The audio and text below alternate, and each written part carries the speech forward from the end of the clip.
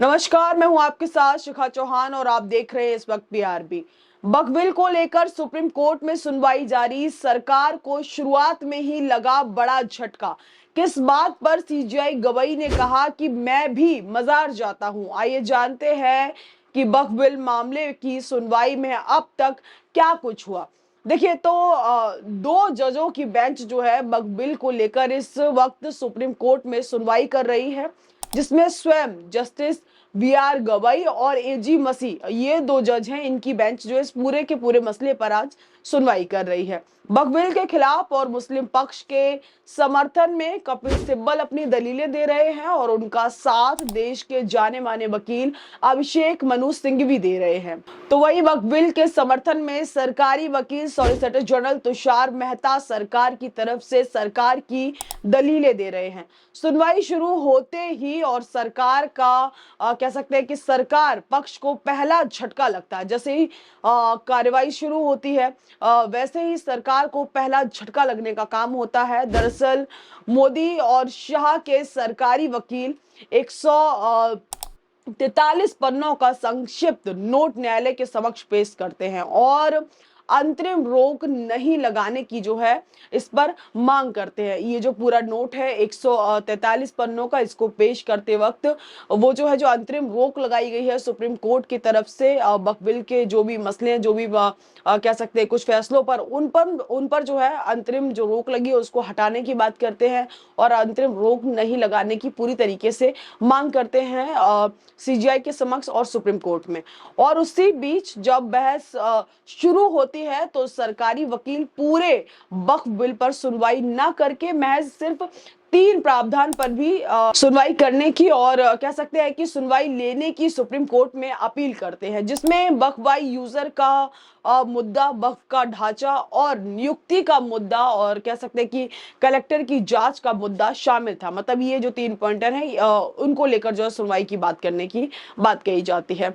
CGI Gavai के समक्ष रखी गई इन 3 बिंदुओं पर ही सुनवाई करने की कपिल सिब्बल पूरी तरीके से जो है ये जो दलील दी गई थी इसको अस्वीकार करते हैं और सीजीआई से अपील करते हैं कि पूर्व में बैठी बेंच, यानी कि जो पहले पूर्व सीजीआई थे, सीजीआई खन्ना ने इस तरह के का कोई भी आदेश नहीं दिया था और हमें आपत्ति पूरे कानून में है। हम टुकड़ों में अपनी बात नहीं रख सकते। कपिल सिब्बल की दलील सुनने के बाद जो है सीजीआई सरकारी वकील की मांग को पूरी तरीके से ठुकरा देते हैं, जिसमें सरकार को पहला झटका लगने का काम होता है। कह सकते हैं कि इस दौरान सरकार को, सरकारी वकील को पहला झटका लगता है। बहस के शुरुआत में ही ये जो है, ये जो मैंने बताया, ये जो पूरा इंसिडेंट होता है और इसी बीच सीजीआई गवई दोनों पक्षों को 2-2 घंटे का समय देते हैं अपनी बात और जो है अपनी कह सकते हैं अपनी अपनी बात और अपनी दलीलें रखने के लिए कहते हैं। 2 घंटे का समय कह सकते हैं कि सरकार जो केंद्र है उनके पक्ष को देते हैं और 2 घंटे का समय मुस्लिम समुदाय जो है उनके, मतलब पक्ष और विपक्ष दोनों को 2-2 घंटे का समय देते हैं अपनी बात रखने के लिए।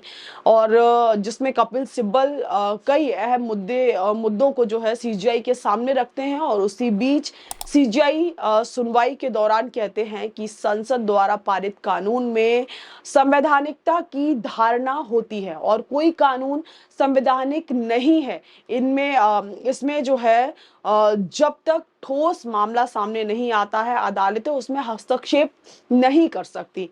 आपको बता दें कि ये बात सीजीआई ने कह सकते हैं कि बहस जब शुरू हुई और शुरुआती दौर में ही जो है ये बात सीजीआई के द्वारा कही गई और इसी बीच अपनी बात रखते हुए कपिल सिब्बल ने कहा कि मस्जिद को सरकार की तरफ से कोई भी धनराशि नहीं मिलती है, मस्जिद वक्फ के पैसों से ही चलती है और मंदिर की तरह मस्जिद में चढ़ावे का भी कोई सिस्टम नहीं है। तो इस पर सिब्बल को टोकते हुए सीजीआई गवई कहते हैं कि मैं भी मजार गया हूं तो वहां पैसे दिए जाते हैं, चढ़ावा चढ़ाया जाता है, जिस पर कपिल सिब्बल कहते हैं कि मैं मस्जिद की बात कर रहा हूं, यहाँ मजार की नहीं। मस्जिद और मजार में काफी जो है अंतर होता है और काफी अंतर है, ये सिब्बल जो है सीजीआई को कहते हैं। वही सुनवाई के दौरान कोर्ट रूम से सुनवाई की लाइव फुटेज भी आज हम आपको दिखवाएंगे और जिसमें कैसे कपिल सिब्बल सीजीआई के समक्ष अपनी दलीलें रख रहे हैं और जो विपक्ष कह सकते हैं मुस्लिम समुदाय है उनका पक्ष कैसे रख रहे हैं। फिर आपको बताएंगे कि सुप्रीम कोर्ट के अंदर मुस्लिम पक्ष की कौन सी दो बड़ी जीत हुई है। लेकिन उससे पहले जरा आप भी देखिए कोर्ट रूम के अंदर का फुटेज स्क्रीन पर चल रही वीडियो में एक बार। What is a waqf? A waqf, Malaj, is a endowment to Allah, to God, a dedication to Allah, to God. And that, pursuant to that dedication, Malaj, that property can't be dealt with in terms of transfer. You can't transfer that property to anybody. Once a waqf is always a waqf. That's the very concept of a waqf, Malaj. In other words, if I have, Malaj, in fact, dedicated my piece of property, because I cannot dedicate somebody else's piece of property. And the historical reason behind it, let me just tell your lordships that, is that, as your lordship knows, under our constitution, Manoj, the state cannot possibly finance religious institutions. Cannot finance, Manoj. If there's a mosque, Manoj, the state cannot finance it for its upkeep. If, Manoj, there is a burial ground, this has to be created through private property. So what happens is, Manoj, that people at the end of their lives, Manoj, give their private property dedicated to God, so that those who come later, Manoj, can take advantage of that property. There are no earnings there, Manoj. If you go to a burial ground, Manoj, nobody earns. People come to bury their dead bodies, Manoj, and they charge a certain amount through which they maintain that. If you go to a mosque, Manoj, there's not a chadhava, Manoj, like in temples. They don't have 1,000 crores, 2,000 crores, 3,000 crores, Manoj. There are no chadhavas in mosque. So those have to be maintained. And how are they going to be maintained? Through the kind of monies that we collect through processes, Manoj, of charity. That's all. That happens in other religions also. When temples are... No, but temples, Manoj, people give, as your lordship knows, Manoj, they are chadhavas that are given, Manoj, and temples are, in terms of, Manoj, but even in the mosque. I visit dargahs also, I visit churches also, everybody... Dargahs and mosques. Dargahs and mosques are different. Dargahs and mosques are different. I'm talking about a mosque, Manoj. Your lordship is right. On dargah, it's different. But I'm talking about mosques. So what I was trying to say was, Manoj, the ways to preserve these properties is through these kind of efforts that are made by the community, right? Now, Manoj, what they say is that if anybody, supposing an encroacher creates a dispute, that property will lose its character as waqf property as long as the dispute is pending. This is what the Act says. So you have a situation, Manoj, where actually there was a Waqf Act. You just note this, Manoj. There was a Waqf Act of 2013. 2013. 19, huh? Will you allow me? 2013, then, 1913, 1923, 1913, 1923.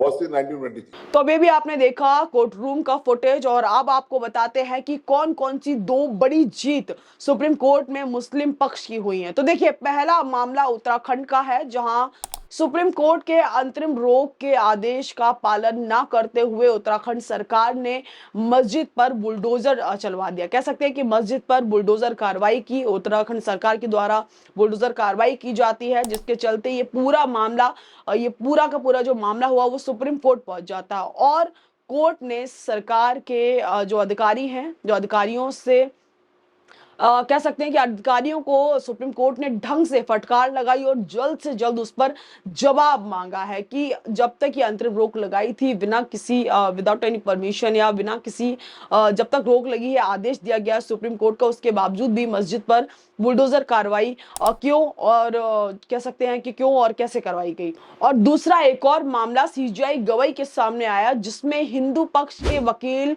Vishnu Shankar Jain ने मांग की कि न्यायालय के समक्ष जो पांचों याचिका स्वीकृत हैं वो केवल मुस्लिम पक्ष की हैं, उनका ऐसा कहना है। अदालत हमें भी इसमें शामिल करे, हमारी याचिकाओं को भी इसमें शामिल करे। विष्णु शंकर जैन की याचिका में दावा किया गया कि वक्फ अधिनियम 1995 मुसलमानों के पक्ष में है और हिंदू हैं, हिंदुओं के अधिकारों के लिए खतरा है। और बता दें कि विष्णु शंकर जैन की इस पूरी याचिका को सुप्रीम कोर्ट ने पूरी तरीके से कह सकते हैं इसको खारिज कर दिया और सीजीआई गवाही कहते हैं इस पूरे मामले पर कि ये संभव नहीं है, इस तरह तो हम शुरू करने की स्थिति में ही नहीं है। फिलहाल आज इस सुनवाई में बेंच, अब कह सकते हैं कि बेंच उठ गई है और अब देखना दिलचस्प होगा कि अगली सुनवाई में क्या कुछ होता है और इस पूरे के पूरे मामले को लेकर क्या कुछ चीजें निकल कर आती है, कितनी तस्वीरें जो धुंधली हैं वो साफ होती हैं और सुप्रीम कोर्ट की तरफ से क्या कुछ नए आदेश आते हैं, क्या कुछ और नई दलीलें दी जाती हैं अगली सुनवाई में, ये देखना काफी दिलचस्प होगा। फिलहाल अब इस पूरे के पूरे मामले पर जो सीजीआई है उनकी तरफ से जो कह सकते हैं जो वकील है दोनों पक्ष के, उनकी तरफ से क्या कुछ स्टेटमेंट आए और क्या कुछ इस पूरे के पूरे मामले पर नई अपडेट है, एक बार फटाफट से उनके और भी जो है उनकी तरफ भी हम नजर डाल लेते हैं और फटाफट से जो है आपको बताती हूँ। देखिए तो देखिए यहाँ पर शुरुआत करते हैं कपिल सिब्बल के स्टेटमेंट से। तो देखिए यहाँ पर कपिल सिब्बल ने सुप्रीम कोर्ट में जब वक्फ की सुनवाई हुई उसके दौरान कहा कि आज कहा, देखिए, नए कानून के अनुसार कोई भी वक्फ संपत्ति पर आपत्ति जता सकता है। वक्फ क्या है? यह अल्लाह को किया गया दान है जिसे किसी और कह सकते हैं किसी और को ट्रांसफर नहीं किया जा सकता। एक बार वक्फ की गई संपत्ति वक्फ ही रहती है। दूसरा देखिए, कपिल सिब्बल की तरफ से आज एक और स्टेटमेंट दिया गया।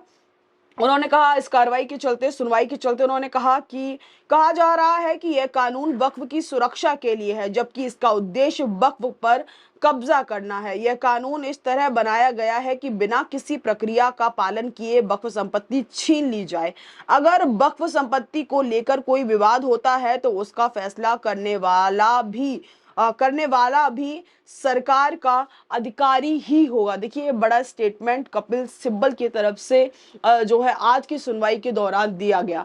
और देखिए अब सीजीआई ने इस पूरे के पूरे मामले पर सुनवाई के दौरान क्या कुछ कहा, एक बार वो भी स्टेटमेंट मैं आपको पढ़ के बताती हूँ। देखिए, संसद द्वारा पारित कानूनों में संवैधानिकता की धारणा होती है और कोई कानून संवैधानिक नहीं है। इसका जब तक कोई ठोस मामला सामने नहीं आता है अदालतें इसमें हस्तक्षेप नहीं कर सकती हैं। ये सीजीआई गवाही के द्वारा स्टेटमेंट दिया गया इस पूरे के पूरे मामले को लेकर। हालांकि सीजीआई गवाही को लेकर और भी कई सारी खबरें सामने आई, जैसे कि उन्होंने पहले ही कुछ मामलों पर जो है क्लैरिटी दे दी है, कुछ चीज़ों को लेकर जनता को और लोगों को, एक कह सकते हैं कि मुस्लिम जो समुदाय है उनको कह सकते हैं कि क्लियरिटी दे दी है। उन्होंने देखिए पहले भी वो कह चुके हैं, जैसे ही जब उन्होंने सीजीआई पद की शपथ ग्रहण की उसके बाद ही उन्होंने ये साफ कर दिया कि रिटायरमेंट के बाद भी वो कोई भी सरकारी पद नहीं लेंगे, संसद की तरफ नहीं जाएंगे।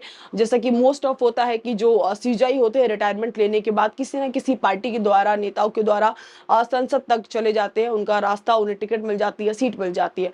तो यहाँ पर बी आर गवई ने पहले ही क्लियर कर दिया कि वो कोई भी सरकारी संवैधानिक पद नहीं लेंगे रिटायरमेंट के बाद। ये कहीं ना कहीं कह सकते हैं एक जो विपक्ष है उसके लिए खुशी कह सकते हैं, प्लस पॉइंट कह सकते हैं कि किसी भी दबाव में जो पहले कोशिश की जा रही थी सुप्रीम कोर्ट पर दबाव बनाने की, तो किसी भी दबाव में बी आर गवई जो है नहीं आने वाले। तो इस खबर बस इतना ही, लेकिन आपकी क्या राय है इस पूरे मुद्दे पर कमेंट सेक्शन में अपनी प्रतिक्रिया देना हमें बिल्कुल भी ना भूले। तब तक के लिए मुझे दी इजाजत, बहुत बहुत धन्यवाद और देखते रहिए PRB।